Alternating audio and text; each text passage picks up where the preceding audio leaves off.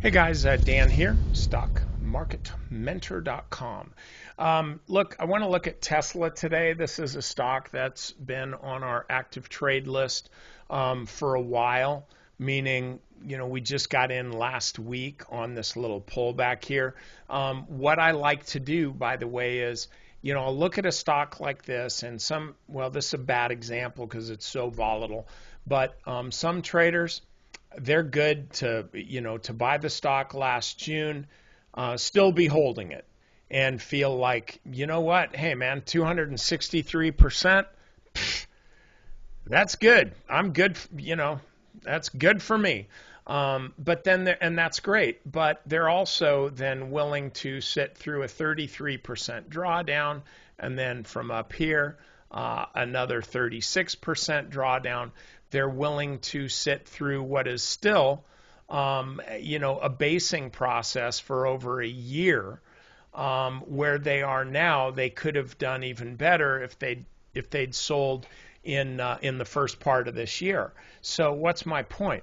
My point is there's any number of ways to trade a certain stock, and all of them can be very different, but all of them can still be very profitable. The difference is in what each trader feels is their best way of trading, and you will kind of gravitate towards it. I mean to tell you, you're going to find out, even when you adopt a process that works for you, you're still going to find out what kind of a trader you are, if you tend to like to hold things for a longer period of time, or whether you're just kind of quick flipping. And the right system is the system that makes you money. So we just took a shorter term trade here. I can't ride stuff like this down. I just can't. I won't. Never been able to. Never want to be able to. But when I see a stock like this, strong stock, it's in demand, it's Tesla. And the stock is, let me kind of get this stuff out of the way. The stock was right at the 50 and the 200-day moving average. That's a real powerful that is a very, very powerful setup here. When you've got a stock right in here, that's a powerful setup. Then you look at the weekly chart, and you can see this stock could run really, really nicely. So, we're still in it.